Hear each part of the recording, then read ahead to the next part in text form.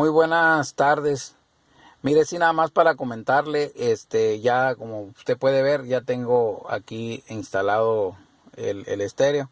El ruido que le comento, vamos a ver si lo detecta ahorita que está, cuando está prendido, a ver si usted lo alcanza a escuchar.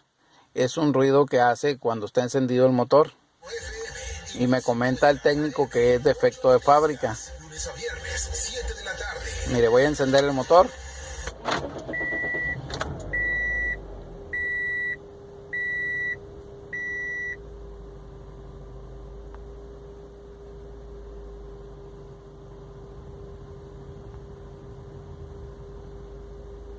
Ok, ahí está entrando. Están protegidos contra todo acto No sé si alcancé a tener. Y ese ruido libertad sindical.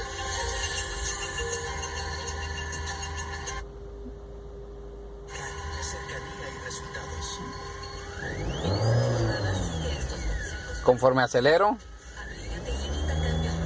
se escucha el ruido como un zumbido, y cuando acelero aumenta más el ruido, lo hace más de corrido, como que trabaja, como que el ruido va al ritmo de la máquina. ¿Sí? No sé si lo alcance a detectar. Ese como zumbido que hace mientras está trabajando. Y lo apago y el ruido disminuye considerablemente, pero como que también ahí. Para que futuras generaciones puedan disfrutar. Ahí está. Estás escuchando la... Ahí enciendo el motor.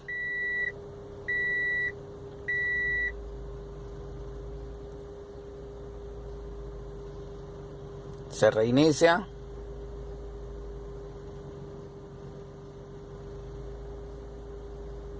California. Ahí lo tengo. Le voy a bajar un poco al radio porque cuando está con volumen bajo se escucha más el ruido.